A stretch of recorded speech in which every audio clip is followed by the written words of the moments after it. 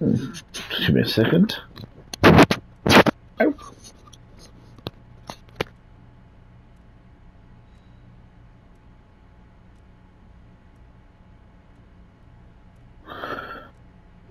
Ooh, okay. Sorry. Welcome back to myself playing Disco Elysium. I'm at this point in some union rep's office. I'm trying to currently work my way back to the hotel as it's quite late. So I'm not exactly too thrilled being here. We'll take the postcard.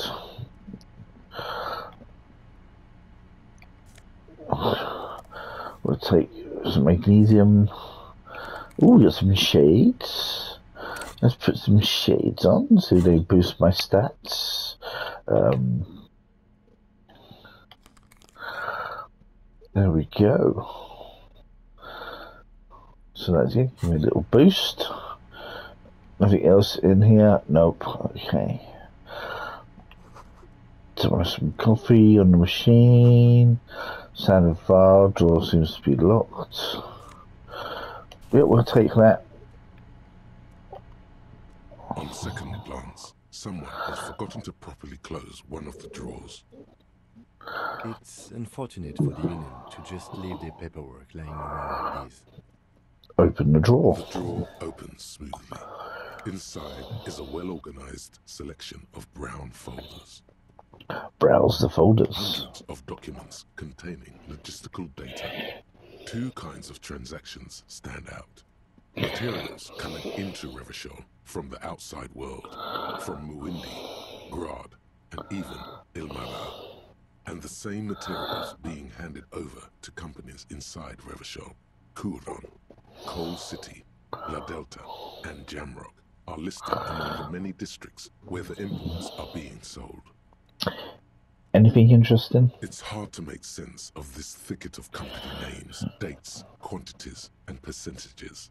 You try to focus, but the lines are getting blurry. Violation. Force yourself to go through the folders. Look how blurry all the lines on these papers are. How unwieldy your own willpower is to yourself. You're like an absurdist Samaran monk, focusing through not focusing. Hermeneutics was almost within your grasp, but now only vague letters float before your eyes. Less meaningful, but aesthetically more pleasing. Could I actually focus through not focusing? You're a police officer, not a spiritual healer. You can focus the normal way by turning your attention to something and not letting go. Leave the folders alone for now.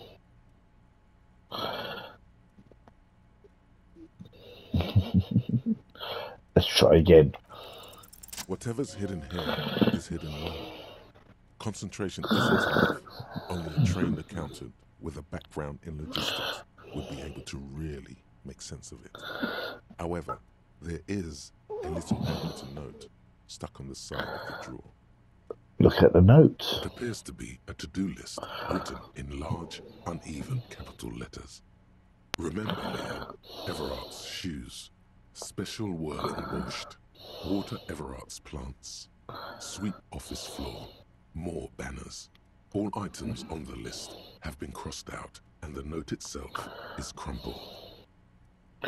Turn to Lieutenant. Look, Kim, a to-do note with the list of errands for Everard. Everard Clare, the head of the Debarders Union. One of his aides must have left it. Nothing incriminating here. He inspects the note. The special borscht seems a bit odd in the list. Take another look at the note. Remember, Leo, Everard's shoes, special whirling borscht, water Everard's plants, sweep office floor, more banners. All items on the list have been crossed out, and the note itself is crumpled. Close the drawer. Slides shut smoothly. Oh, yeah. You want to say We something? should think about calling it a day, maybe. The nights are still miserably cold this time of year. I haven't paid the cafeteria manager for damages You should yet, take care of that then. but I don't have the money. Let's talk to him anyway. An officer of the RCM shouldn't be sleeping in the streets. We'll figure something out. Okay.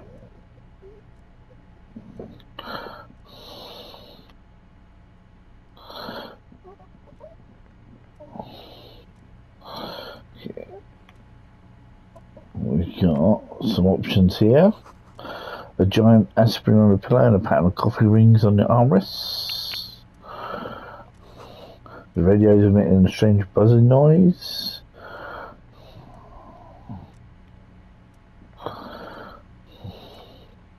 An imposing combination of a punch clock and a payphone is looking down at you from the wall. A note on the side says, "Tokens unavailable due to strike. Use change."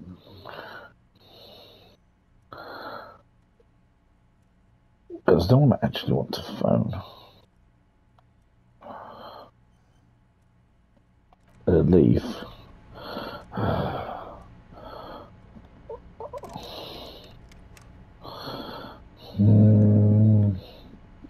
Anything back here? Anyway, again? Nope. Someone who's habitually chilling next to the radio. Yep.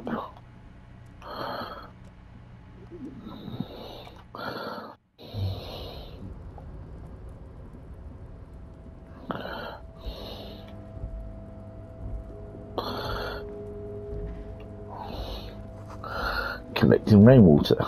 Is that my way out? Gonna level up, so that's no worry.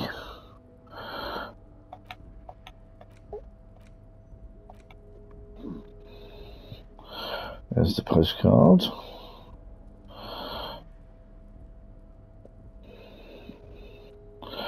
And it's a book to read.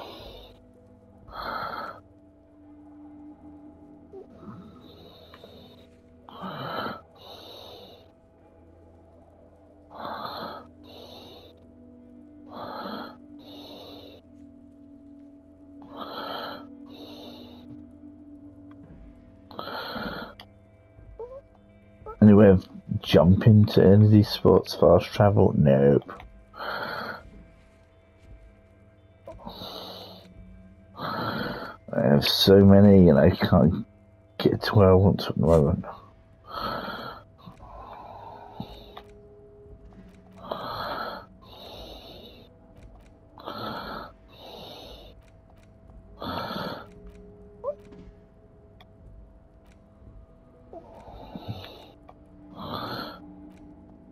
Nope. I'm not going to slot. I'm not going to slot. I'm not going to slot. I'm not going to slot.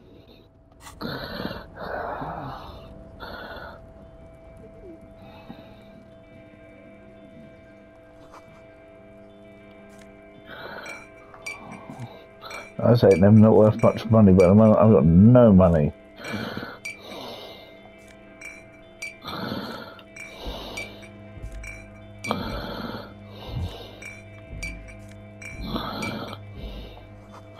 Numerous empty bottles, Commander Red and Polton Vision. Nothing else here. Apart from there, but I don't want to go into there. As I want to leave this place. Anyone exit? Exit anyone. Oriandu, yes, machines. White pine print on the screen covering local forest under snow. A composite eye of halogen lights watches you, emitting low buzz. Yes, I'll walk there manually, thank you. A rusting control panel with several knobs. 2 buttons marked Marsh and Aret are faded with use. It seems to control the large crane above. A container is attached to its hook block. Marsh. On. Arrête. Off. With a loud grind, the crane shifts overhead, moving a massive metal container through the air.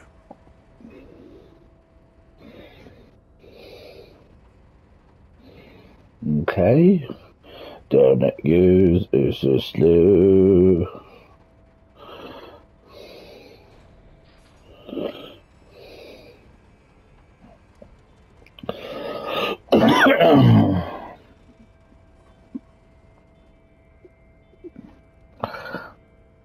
Without grinding, yeah, we moved to that. With a surprisingly quiet thunk, the crane places the container down. The harbor sleeps as the strike rages in the distance. The crane can rest again, now that its purpose has been fulfilled. Its purpose? What do you mean? Moving this container, of course. For this purpose it was built. For this purpose it has acted. And now it will rest. I can't see how that was worth the wreckers, except for seeing the crane in action, which I admit was satisfying. He looks at the crates. No screech of metal when you push the button this time. Only silence as the crane remains in its state of dormancy. The crane does not return to its original position. It does not move at all. Okay.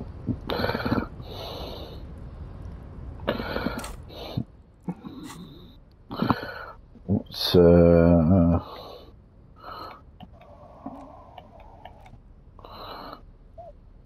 no?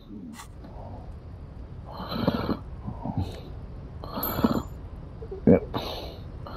I'll take some random money I've had on the floor. The faded industrial letters on the platform. Carlson?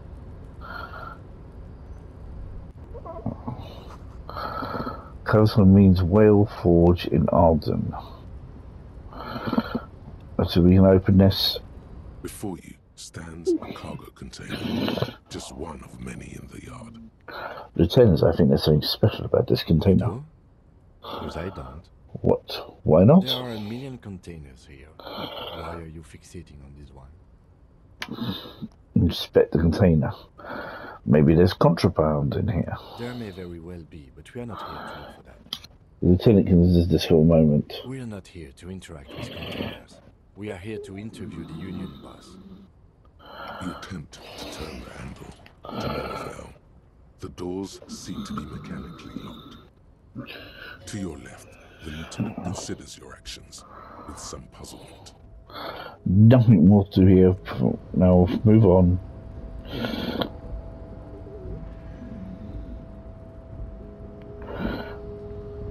And I think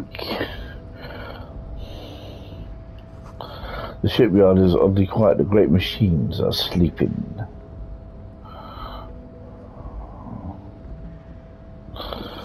The speaker of the tower is silent as there is no work organised in the yard. The musk of oil and rust comes from the chasm in front of you. It smells like blood.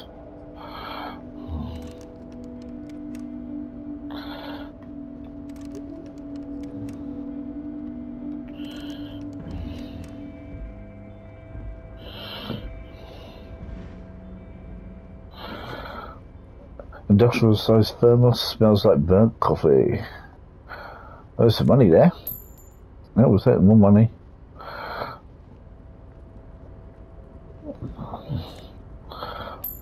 More money, yep. I got a big bill to pay.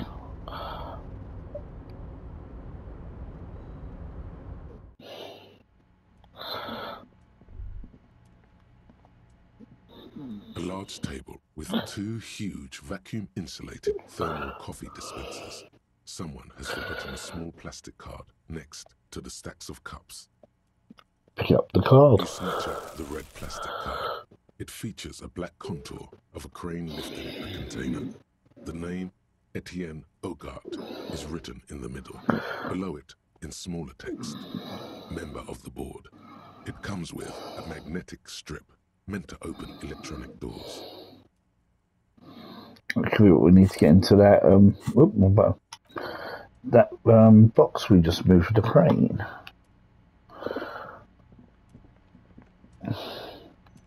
A stair made of pallets leading up.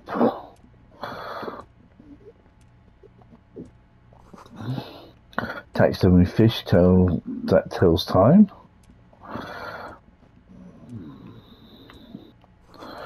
The deck has been cleared out for the night.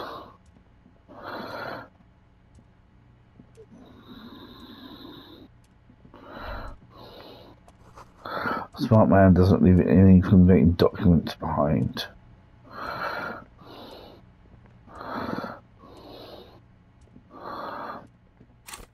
Let's just check. Where is that card?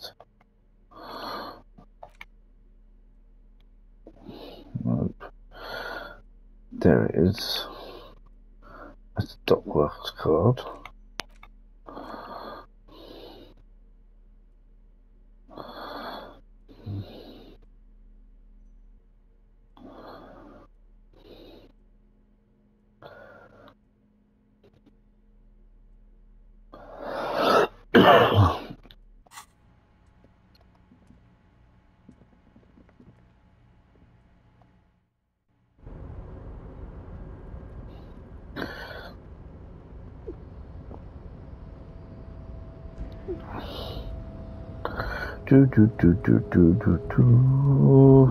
Door. You're back before the cargo container. Lieutenant, to your left, the lieutenant considers your actions with some puzzlement. No reply. I've got a knock on the door, give it a try. The knock produces a hollow ring of metal. Doesn't sound like there's anything inside the container. Persuade the door to open. Why are you even trying to open a door with rhetoric? Yes, why am I? Why are you what? Anything at all. Now is not the time to get philosophical. Detective. You can do that after hours. I was hoping you give me the option to use that card I picked up, but nope.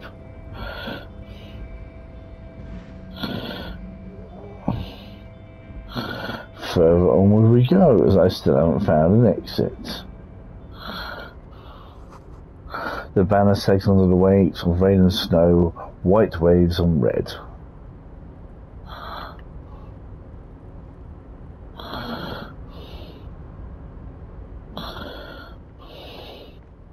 Nope.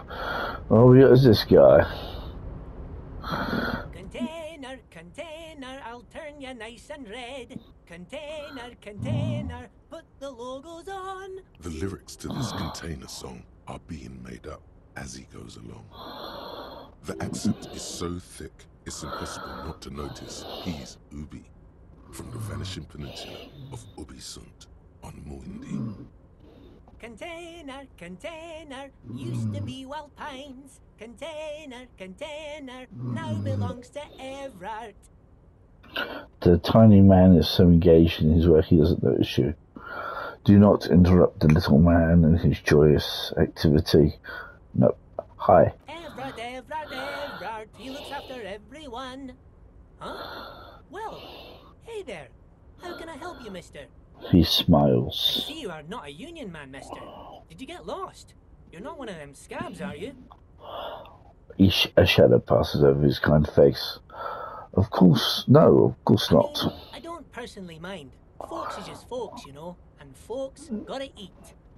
He doesn't seem to be waiting for you to answer. Just some of the other guys don't look too kindly on the scabbing kind, if you know what I mean, mister. You Ubi, right? Oh, yes. Born and raised in Arish, mister. Mum had to leave my dad after he got a bit violent. Took us here to the new world. I was about 10 then. Too old to lose my accent then. People say us Ubis are up to all sorts of trouble with sheep and other animals and whatnot. I just want you to know there was never any of that where I come from. No, sir. Those are just nasty rumours. Thank you for clarifying that, sir. What are you doing with the containers? Oh, I'm just making some covers for them containers here. Yes, I am. Yes, I am. So it's easier for the crane operators to spot them. He waves at the containers tower behind him. Logic, medium 11. What's going on here? Looking at a mountain of containers rising behind him. The containers in the yard are green in Wild Pine's livery And the mountains rising behind Leo is all red in Union colors. It's like some red infection was spreading outwards from the container yard's core. There appear to be cisterns underneath the Emu container colors. This looks like a massive redecoration operation, Kim. Yes, they are hiding it from the inside. All the red containers have the Debarders Union logo on them. Leo, has anyone told you why you need to change the covers? No, not really. Mr. Everett doesn't tell me all the big things. Says I go and tell them to everyone. He shrugs and continues barely. What's underneath these red covers? Oh, I don't know, mister. They say it's some chemicals. Most of them have labels on them, I think. Thanks, Leo. You've been very helpful. Oh, no trouble at all, mister. No trouble at all. Where is everybody? The harbour is empty. Oh, most of the guys are down at the gates, keeping the scabs from coming in. He leans in with a confidential look. We're on a strike. The whole union is. You don't have to work when you're on strike. We haven't worked for 2 months now. So no one is working? Not everyone is down there, of course. He Mr. chuckles. Everett is in his office, where he always is. And Jean-Luc is guarding the gate. He pauses to think. But Titus and his boys got into some drunken trouble and Everett sent him on a nice vacation. For a week or so. He stops but is eager to hear more. What kind of trouble did this Titus and his friends get into? Oh, I'm not really supposed to talk about that. That's union business. He smiles and leans closer. Him and his boys stirred up something in town. Probably drank too much and got into a fight or something. I heard Mr. Everett telling them to take some time off. But what did they actually do?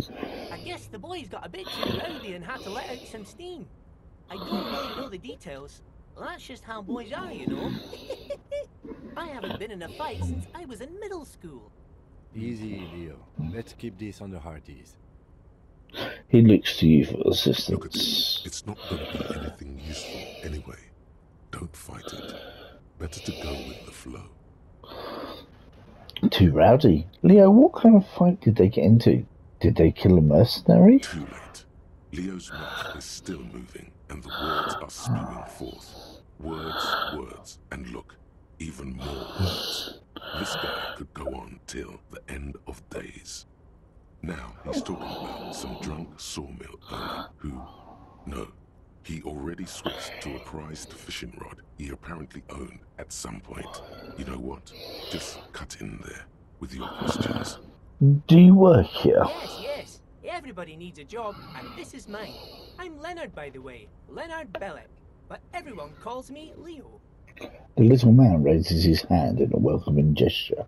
I'm like Mr. Everett's right-hand man when Mr. Edgar is out of town, and Mr. Edgar's right-hand man when Mr. Everett is away. Actually, Miss Beaufort is the right-hand man, but she's a lady. Who is this, Miss Beaufort? The lieutenant looks up at Leo. A real pretty lady with a skin like those Douai Sucre candy bars my missus likes so much. Them are real nice to suckle on once the dinner's done and me and the missus sit down beside the radio. But I can't listen to the radio all the time. There's so much to do around here and I'm always busy keeping things running here. Yes I am, yes I am. Hold on, who is this Miss Buford you mentioned? Oh, Lizzie, she is a real sharp tool. Mr. Everett put her through some fancy school and everything, east of the river. 4 years she was gone, and when she came back, she was all fancy and lawyerly. He respects that word. That's obvious. But she's a real nice girl. Grew up in this here neighborhood. Knows everybody and gets along with everyone. Real pillar of the community one day, I'm sure. If me missus and me was to have a child, I'd be real happy if she turned out like her. But she can't have kids. Dr. Lemaitre said so, and she knows about such things. Been a doctor for almost 50 years she has. He sighs and falls silence, watching you meekly with his blue eyes. So Everett trained a lawyer named Miss Beaufort. Interesting. I think you're doing a great job around here, Leo. Yes, this place really seems to run like clockwork. Keep it up, Leo. The lieutenant smiles at the little man. Well, thanks a lot. Coming from you, it means a lot, really.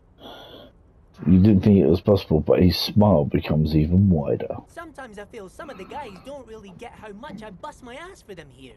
But you guys are alright.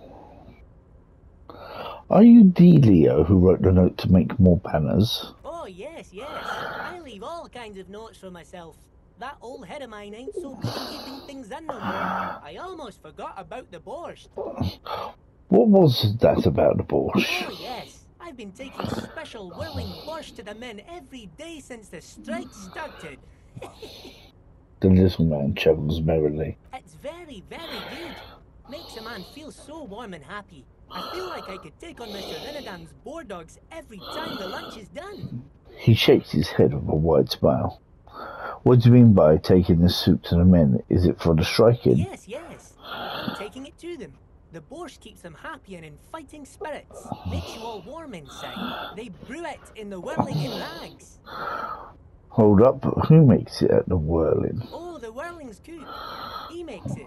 Them was always talking with Mr. Manana in that weird language and laughing together. He doesn't speak what we speak. He's from Grad. Something is off about this borscht. I'm going to look into it. Oh, sure, mister. Sure. You do that. Yes, sir. The little guy nods. He didn't actually understand what you meant, and now he's just nodding.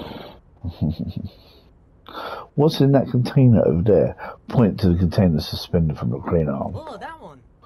That should be empty as far as I know. Lots of containers here have nothing in them. They're just waiting to be loaded up. Told you.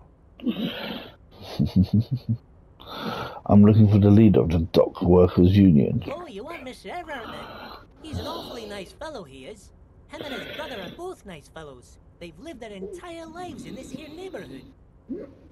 He coughs and continues immediately. Guys like Mr. Everard and Mr. Edgar, his brother, are real good guys. Made Martinez what it is today. Mr. Everard and Mr. Edgar and I went to the same school we did when we were boys. Easy now, Leo. I just want to know where I can find this man. Oh, Mr. Everard is usually in his office, of course. But he already left for the day. He always leaves around 10 p.m. It's about when I literally walked into this place. Okay, I'm off. Leave. Bye now. He returns to his work. What's in my... What have I picked up in my bag? No. Yeah. That's the borscht. Well, I'm going to end this session here and then continue in a moment to continue trying to find my way out of this place I've got myself stuck into. As usual, if you've watched this, thank you very much, and I'll catch you guys again later. Bye.